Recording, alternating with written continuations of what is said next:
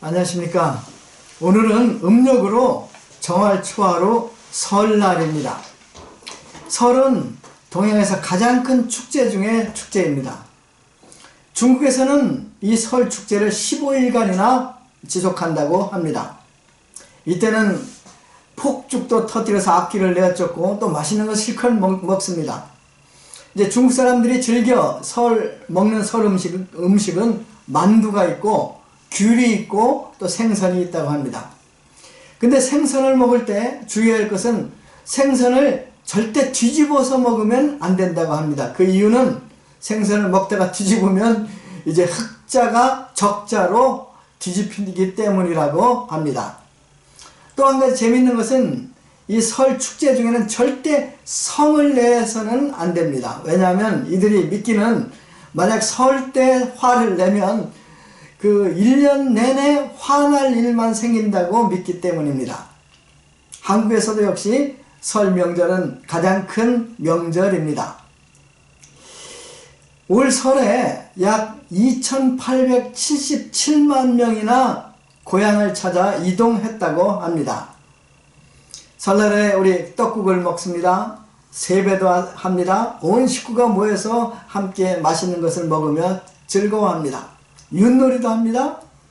그렇습니다. 잔치는 즐거운 것입니다. 이 즐거운 잔치에 초대받는 사람들은 복받은 사람들입니다. 오늘 말씀은 예수님께서 황태자의 혼인잔치에 대해서 말씀하시며 우리를 이 영광스러운 황태자의 혼인잔치에 초청하십니다. 오늘 우리는 이 황태자의 혼인잔치 비유를 잘 배우고 우리 다같이 천국잔치에 참석할 수 있기를 간절히 기도합니다. 2절을 보십시오.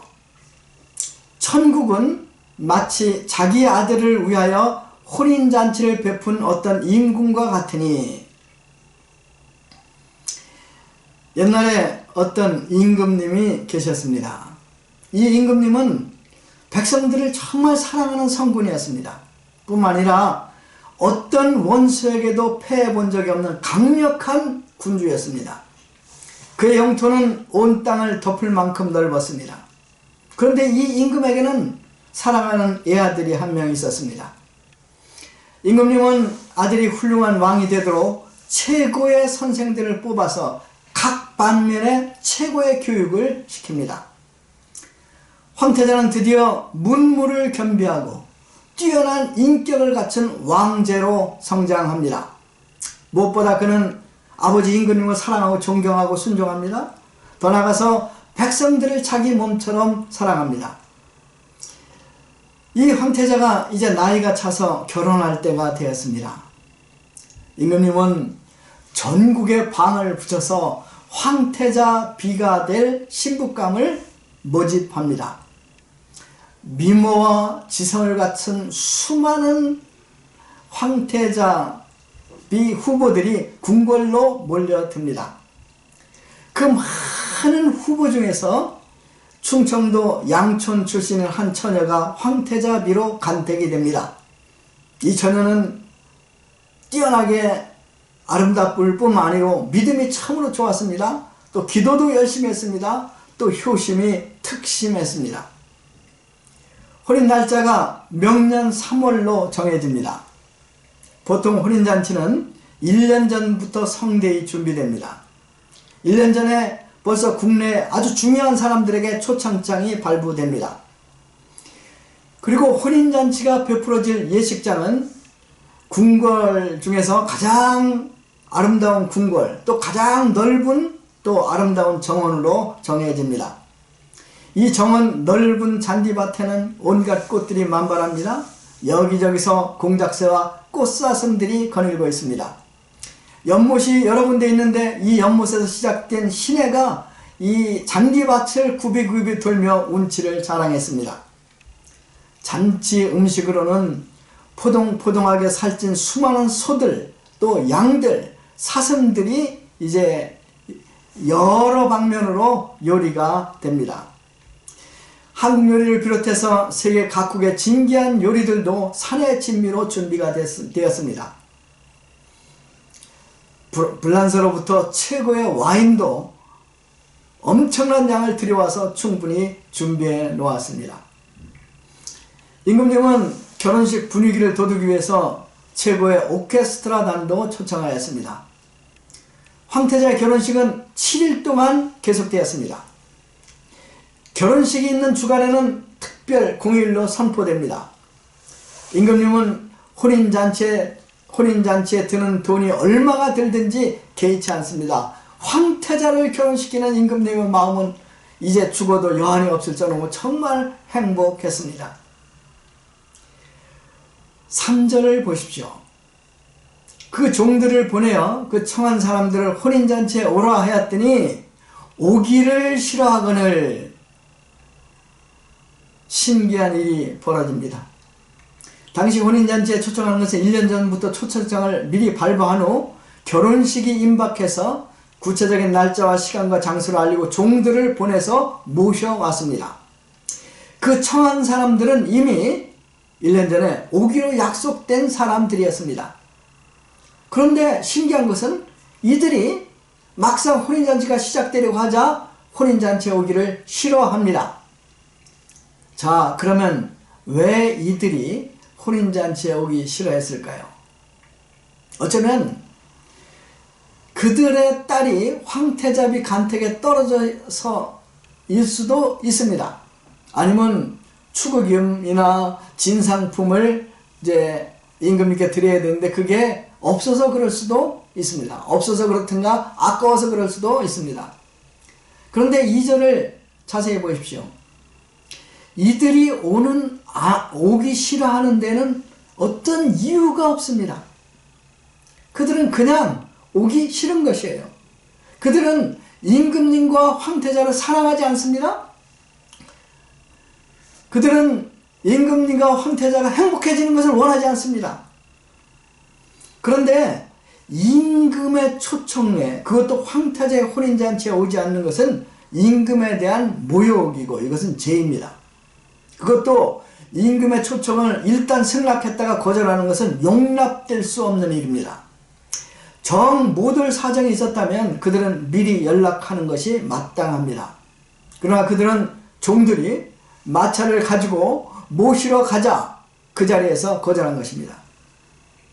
이는 황태자의 잔치를 망치고자 작정한 사포타지입니다. 보통 임금이라면 그들을 잡아다가 곤장을 때리고 당장 옥에 가두었을 것입니다. 그런데 이 비유에 나오는 임금님은 달랐습니다. 그는 엄청난 인내심을 가지고 이번에는 다른 종들을 보내어 더 정중하게 그들을 초청합니다. 내가 오찬을 준비하되 나의 소와 살찐 짐승을 잡고 모든 것을 갖추었으니 혼인잔치에 오소서. 임금의 초청은 참으로 간절하였습니다. 사실 임금은 근위병들을 보내 엄포를 놓아서 강제로 그들을 끌고 올 수도 있습니다. 그러나 왕은 그렇게 하지 않습니다. 내가 모든 것을 갖추었으니 제발 그냥 혼인잔치에 오소서. 제발 좀 참석해 주소서. 임금님은 아쉬운 소리를 하십니다. 이 비유에서 이 정말 온유한 임금님은 하나님 아버지를 가르칩니다. 그리고 황태자는 예수님을 가리키죠.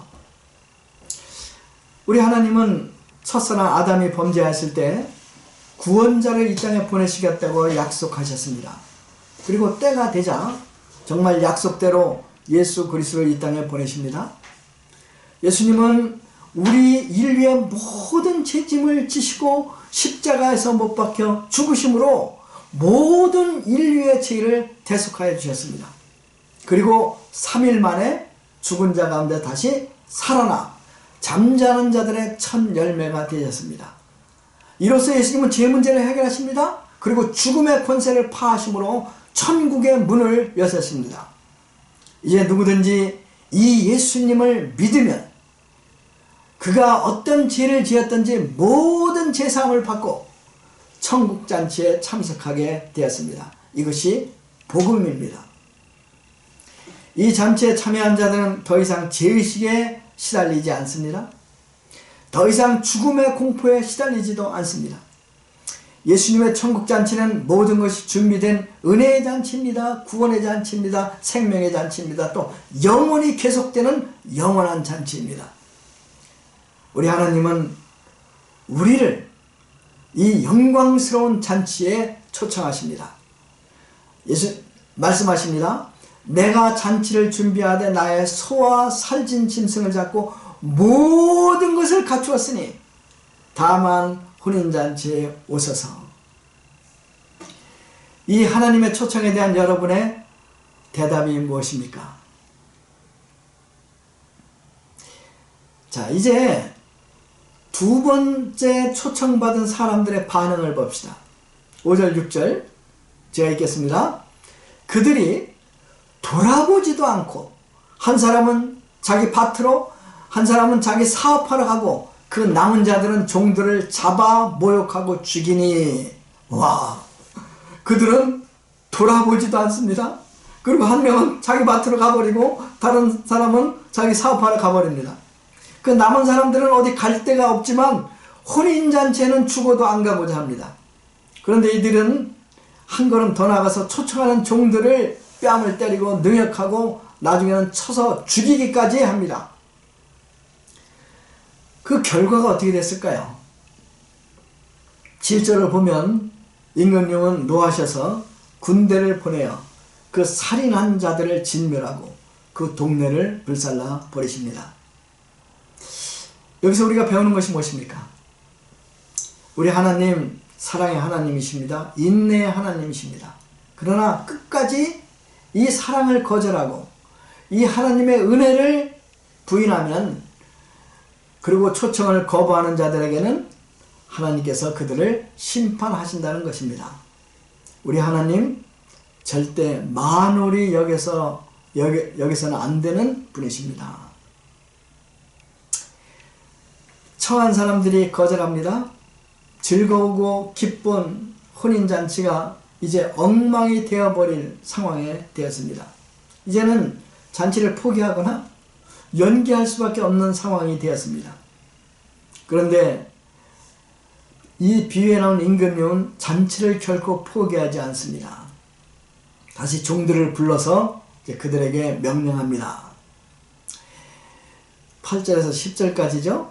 자, 임금님이 종들에게 하시는 말씀을 들어보십시오. 혼인잔치는 준비되었으나 청한 사람들은 합당치 아니하니 내 거리 길에 가서 사람을 만나는 대로 혼인잔치에 청하여 오라 한데, 종들이 길에 나가 악한 자나 선한 자나 만나는 대로 모두 데려오니 혼인잔치에 손님들이 가득한지라. 종들은 왕의 명령에 순종해서 사거리로 나가서 악한 자나 선한 자나 구별 없이 초청합니다. 그들은 만나는 사람들은 그가 부자든 가난한 자든 지위가 높은 자든 천한 자든 백인이나 흑인이나 정상인이나 신체 장애자나 모두 초청을 합니다.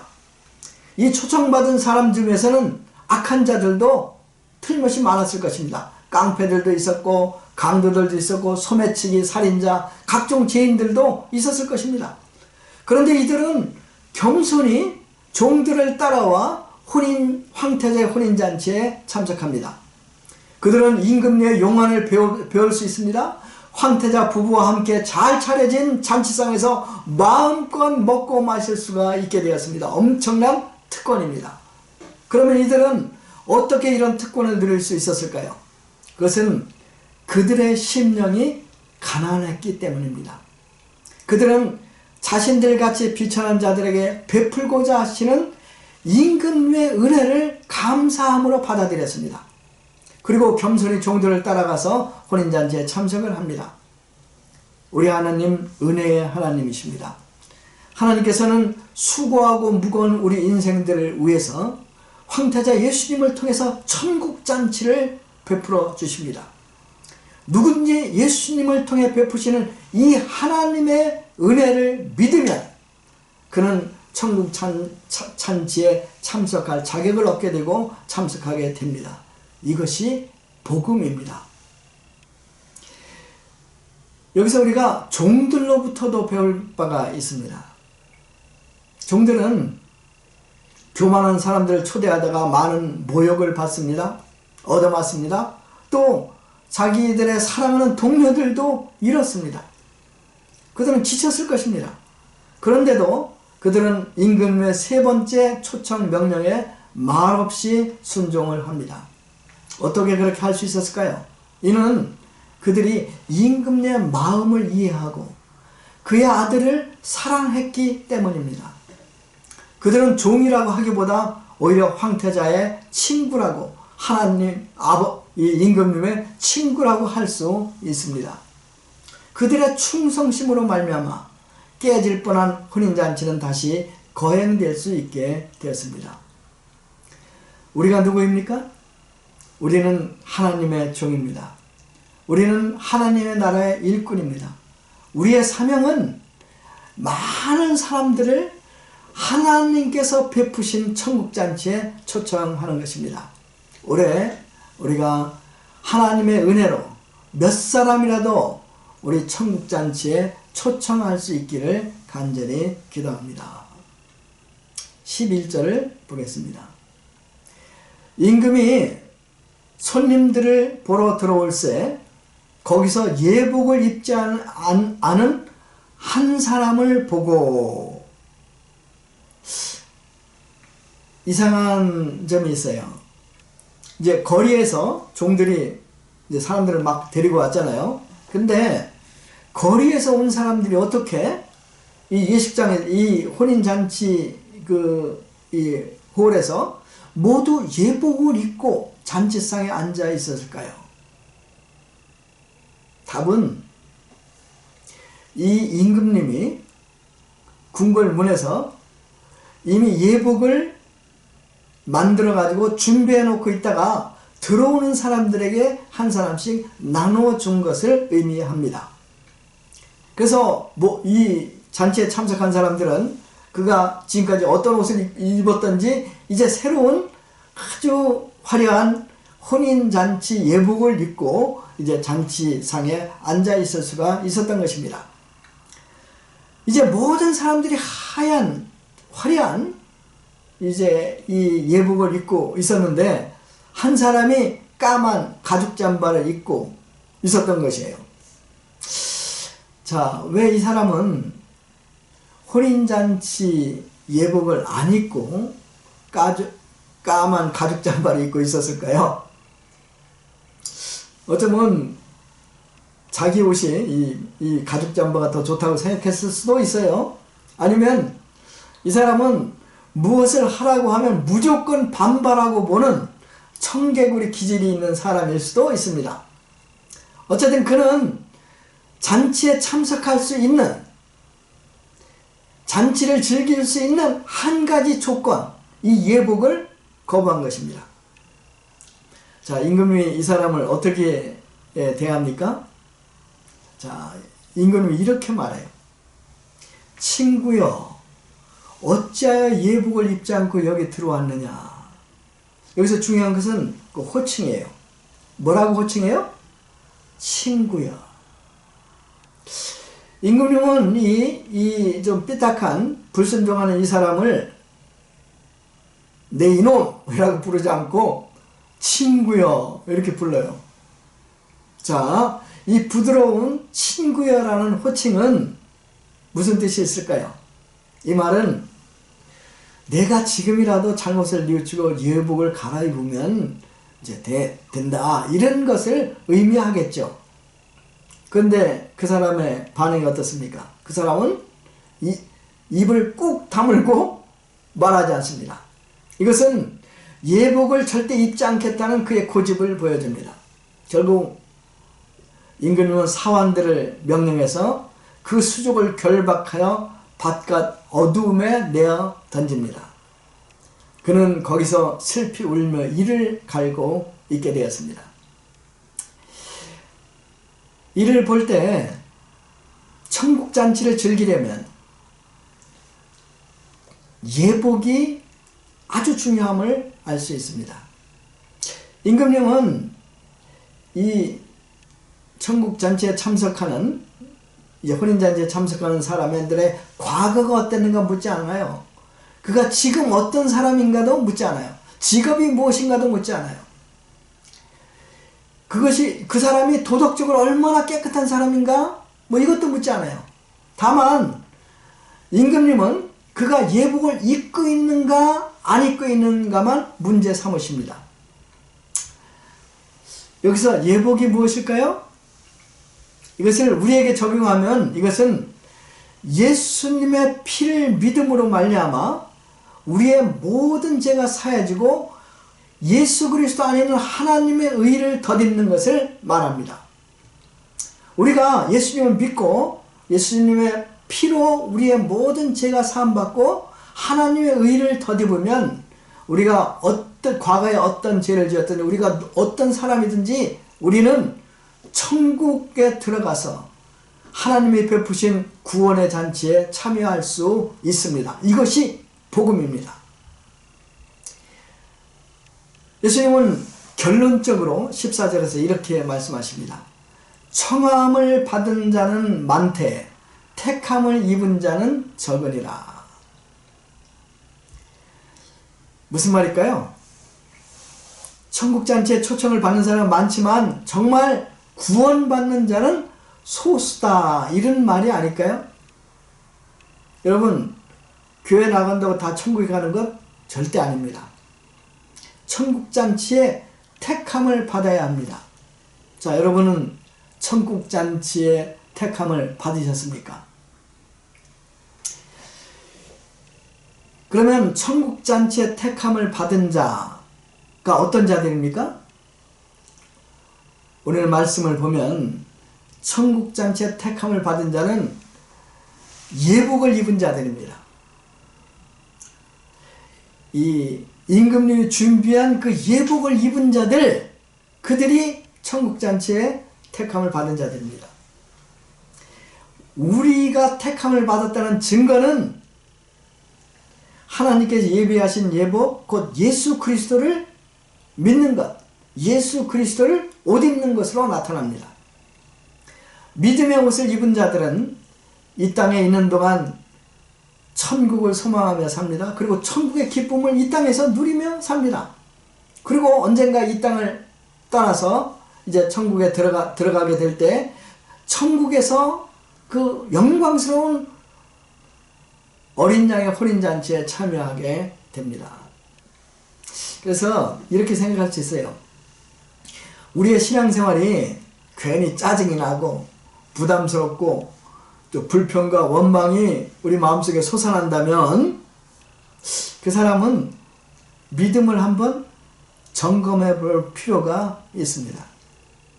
이 사람은 진짜 혼인잔치에 택함을 받았는가 한번 점검해 볼 필요가 있습니다. 여러분, 천국잔치에 참여하는데 무슨 뛰어난 학식이 필요한 것도 아닙니다. 높은 도덕적인 경지에 도달해야만 되는 것도 아닙니다. 나의 죄를 위해 피 흘려 죽으신 예수 그리스도를 믿고 하나님의 의를 덧입으면 또 그 믿음으로 하루하루를 살면 됩니다. 그래야 할 때 그러한 사람들은 천국 기쁨을 누리게 됩니다.